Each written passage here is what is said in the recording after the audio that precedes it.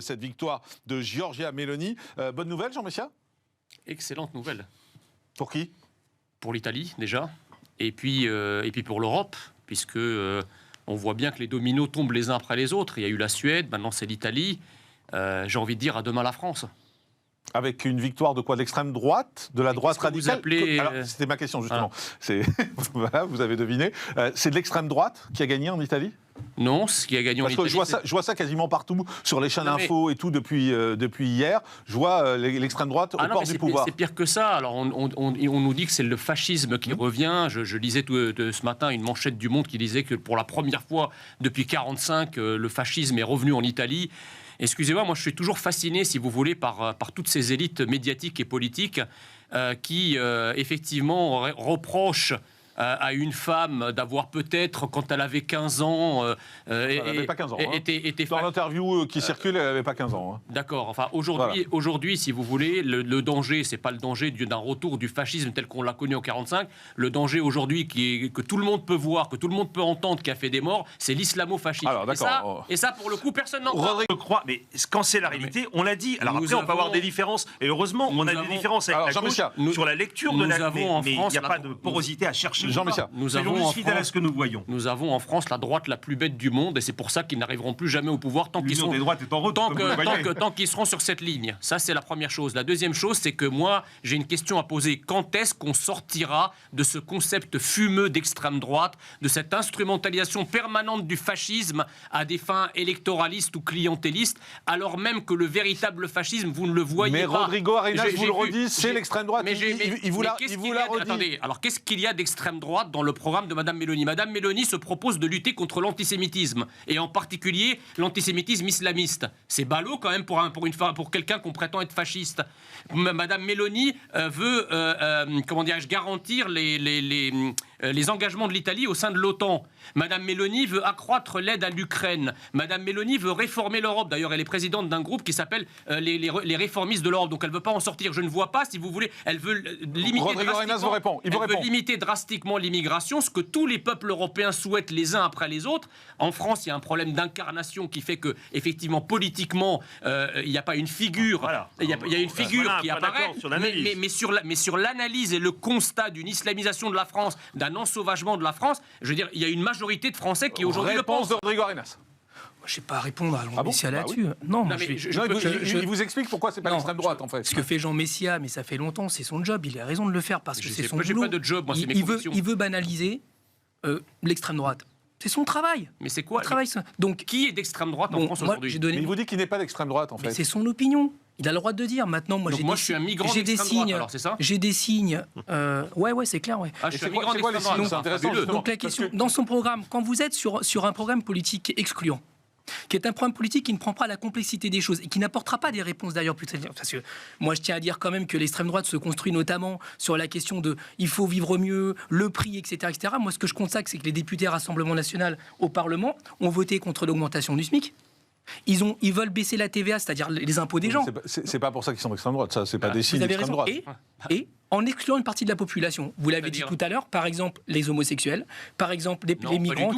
Écoutez, relisez le programme parce que ça devient fatigant. Ils n'excluent pas les homosexuels. Donc maintenant, c'est pas parce qu'on veut interdire l'adoption qu'on exclut les homosexuels. Mais ne faites pas de propagande gauchiste sur ce plateau. Voilà ce que c'est. C'est-à-dire qu'à un moment donné, là, on essaye de parler tranquillement entre gens civilisés dans le cadre du respect républicain. Et vous êtes constamment, non, là vous êtes mal poli, vous êtes constamment dans l'invective. Vous êtes constamment en train d'apporter une contradiction pour chercher une punchline, etc. Moi, je suis pas dans la punchline. On est d'accord. C'est pas une question de punchline, c'est que je vous attaque sur ce que vous dites. C'est grossier ce que vous dites.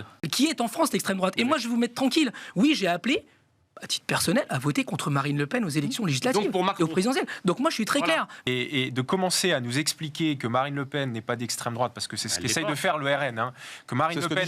C'est ce que Marine Le Pen n'est pas d'extrême droite, qu'Éric Zemmour n'est pas d'extrême droite, que maintenant Giorgia Meloni n'est pas d'extrême droite. 41% des Français sont d'extrême droite, c'est hallucinant. Et c'est d'autant 41% des Français sont d'extrême droite. C'est d'autant plus hallucinant. La moitié de la France est d'extrême droite.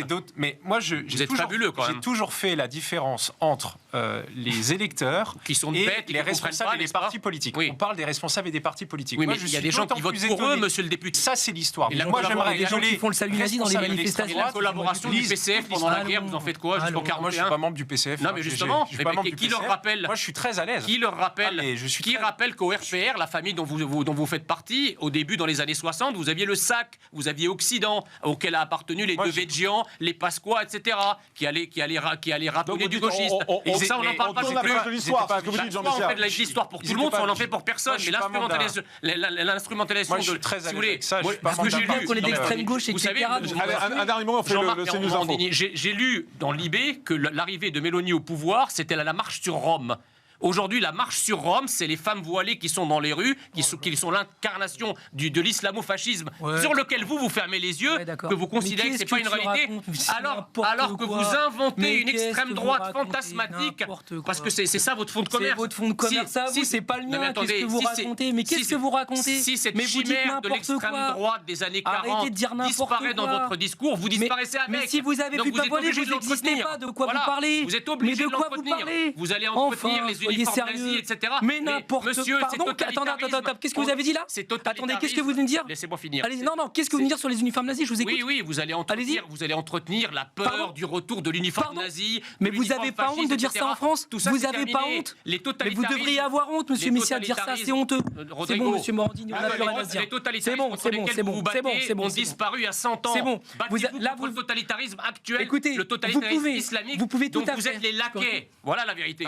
Alors Jean Messia, c'est vrai que si on peut remettre en cause certaines modalités de ce sondage, malgré tout, il reste le fond. Et le fond, vous le voyez, quand on va sur le terrain à Marseille, on la sent, cette insécurité. Bien sûr, et moi d'ailleurs, j'ai une question à poser. À qui ?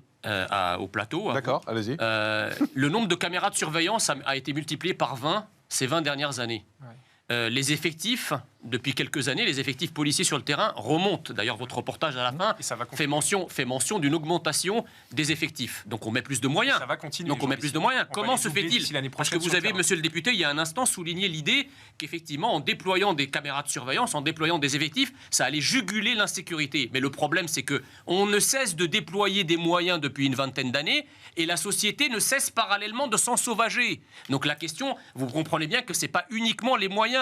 La question, c'est quoi ? La question, d'ailleurs reconnue par votre propre ministre de l'Intérieur, c'est qu'il y a un lien massif entre la délinquance, la criminalité et certaines immigrations. Le problème, c'est que si vous n'agissez pas sur l'afflux de ces immigrations criminogènes, vous aurez beau mettre en aval tous les moyens que vous voulez, les caméras, les effectifs de police, les places de prison, ça ne servira à rien parce que ça sera toujours submergé par une criminalité et une délinquance. Alors la réponse. La tendance est très importante et je crois qu'effectivement, tout le monde peut s'en apercevoir, la France s'enfonce dans l'insécurité, mais vous avez d'autres villes, justement, dans ce classement, comme Medellín, par exemple, ou Bogota, qui sont des villes que je connais très bien, qui, elles, s'extraient de la violence. Donc la France se tiers-mondise. Et ça, c'est un signe.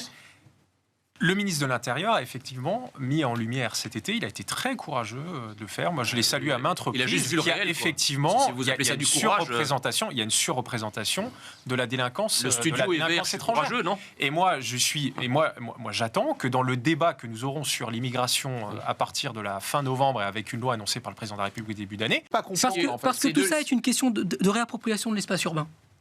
Voilà, quand vous mettez par exemple une œuvre d'art dans un espace, ça permet aussi d'avoir un lieu dans lequel vous allez avoir un lieu de plaisir. Par exemple, vous avez à Paris les colonnes de Buren, vous avez la Tour Eiffel, etc. Bon, il ne viendrait à personne à l'esprit, sauf le fauchage, etc., d'avoir des actes de délinquance parce qu'il y a une présence policière très forte. Il y a une présence policière très forte. L'insécurité à la Tour Eiffel explose depuis des semaines. Et vous voyez, et d'ailleurs, vous prenez la Tour Eiffel, par exemple, quand la police intervient, tout le monde part. Tous ceux qui font les petits trafics. Voilà, c'est ce que j'appelle l'effet plumeau. Donc tout ça est un contexte. Donc on ne peut pas aujourd'hui s'étonner qu'il y ait une police qui n'a pas les moyens de faire son travail, qui est une justice qui n'a pas les moyens de faire son travail. À la Tour Eiffel, il y a de la délinquance quand même. Oui, je vous avoue, c'est un problème d'ensemble. La question, non, mais attendez, la question, vous avez. Oui, non, je sais que pour vous, c'est l'immigration. Il y a un point d'accord avec vous, c'est qu'effectivement, personne, en tant que citoyen, je trouve ça très pratique d'avoir des toilettes dans la rue aussi. La problématique, elle n'est pas là. Qui sont pratiques. La problématique, c'est que quand vous avez des budgets limités, vous avez ce qu'on appelle des priorités budgétaires. Oui. Quand vous avez une insécurité, un ensauvagement qui explose dans une ville, où vous ne pouvez pas circuler tranquillement, où vous êtes agressé à tous les coins de rue, et que vous avez un budget limité, excusez-moi, vous choisissez d'abord les choses les plus importantes et les plus dirimantes, celles qui améliorent la vie des citoyens. Il y a des choix qui sont et là, faits. non seulement il ignore... Non mais attendez, je termine mon propos. La mairie de Grenoble fasse un bilan dans un an. Non seulement il ignore totalement la problématique de la sécurité, qui est une problématique dirigeante à Lyon, mais il va dans les détails, c'est-à-dire il vous parle d'urinoir, il parle d'urinoir inclusif, ça sera quoi la prochaine étape? Il va vous parler des urinoirs inclusifs. C'est quoi votre problème avec les urinoirs inclusifs pour les dégenrés difformes qui urinent par les mamelons et à qui il faut installer des urinoirs en hauteur. Vous avez vu les images, qui est une justice qui n'est pas les moyens de faire son travail. Il y a des tours Eiffel et il y a de la délinquance quand même. Oui, si vous avez c'est un problème d'ensemble. La question, non mais attendez, la question, vous avez... Oui, non, je sais que pour vous c'est l'immigration. Il y a un point d'accord avec vous, c'est qu'effectivement, personne en tant que citoyen, je trouve ça très pratique d'avoir des toilettes dans la rue aussi. La problématique, elle n'est pas là. La problématique, c'est que quand vous avez des budgets limités, vous avez ce qu'on appelle des priorités budgétaires. Quand vous avez une insécurité, un ensauvagement qui explose dans une ville, où vous ne pouvez pas circuler tranquillement, où vous êtes agressé à tous les coins de rue, et que vous avez un budget limité, excusez-moi, vous choisissez d'abord les choses les plus importantes et les plus dirimantes, celles qui améliorent la vie des citoyens. Et là, non seulement il ignore... Non mais attendez, je termine mon propos. La mairie de Grenoble fasse un bilan dans un an. Non seulement il ignore totalement la problématique de la sécurité, qui est une problématique dirigeante à Lyon, mais il va dans les détails, c'est-à-dire il vous parle d'urinoir, il parle d'urinoir inclusif, ça sera quoi la prochaine étape? Il va vous parler des urinoirs inclusifs. C'est quoi votre problème avec les urinoirs inclusifs pour les dégenrés difformes qui urinent par les mamelons et à qui il faut installer des urinoirs en hauteur? Vous avez vu les images, Rodrigo Arenas vous a expliqué, Jean-Messia comme à moi, comment les urinoirs, c'était une façon de reciviliser un peu l'environnement. Vous avez je suis sensible à ça, mais vous faites pas ça. Vous avez aussi les parcs canins, qui sont un vrai sujet. C'est-à-dire comment mais attendez, mais c'est arrêtez avec ça. Quand vous avez une priorité, quand les gens se font égorger, se font tabasser, se font violer, se font arracher les sacs, mais c'est ça ce qui se passe dans nos rues, monsieur le député. C'est ça qui se passe dans les rues. Si, c'est ça qui se passe dans les rues. Donc quand vous avez des menaces de mort, ici le dépositaire de l'ordre. Si, justement par rapport à vous, ça c'est sûr que je suis un dépositaire de l'ordre et de la morale. Et vous avez tort, vous êtes dans la posture, dans la caricature. Quand vous dites le désordre, c'est pas grave, donc je vous laisse finir votre propos. Excusez-moi, tout le monde rigole. Monsieur le député. Nous voyons sous nos yeux les résultats de cet immigrationnisme pseudo-humaniste qui veut accueillir la terre entière en nous expliquant que la France a les moyens d'ouvrir sa porte à tout le monde.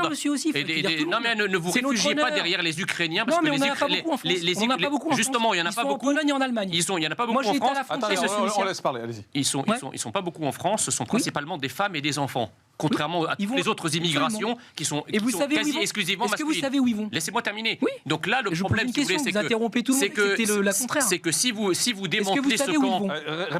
Est-ce que vous savez où vont les Ukrainiens en ce moment? Oui, je sais, dans les pays frontaliers, je sais. Non, pas du tout, monsieur. Ils vont aussi en Espagne. Et vous savez pourquoi? Parce qu'il y a une communauté. Oui, mais c'est le propre des exils. Mais ne vous excitez pas là-dessus, ça c'est Pinus dans les réfugiés. Parlez-moi des migrants en Pologne. Parlez-moi des migrants maghrébins. On parle de la France. Parlez-moi des migrants maghrébins, des migrants subsahariens qui sont majoritaires. Là, le campement, si vous voulez, le campement, ça sert à rien de le démanteler parce que d'abord, il va se remplir de nouveau. Tant que vous gardez nos portes ouvertes et nos frontières ouvertes, eh bien l'afflux va continuer. Ce campement, dans une semaine, il va se reconstituer. Donc il ne faut pas les évacuer ni ailleurs à Paris, ni ailleurs en France. Il faut les renvoyer chez eux. C'est ça, sa logique. Vous savez bien que les pays ne veulent pas. Vous savez bien que les pays ne veulent pas. Vous aussi, vous êtes dans la théorie, là, Jean-Messia. Vous êtes dans la théorie. Non. Vous savez bien que les pays n'en veulent pas. Mais bien sûr qu'ils... Mais attendez, vous savez quoi? Les Algériens, l'Algérie vient d'expulser, il y a 2 semaines, 800 immigrés africains. Donc les Algériens peuvent expulser leurs clandestins et pas la France. Vous savez bien que c'est le cas. Cette impuissance organisée, moi ça m'énerve.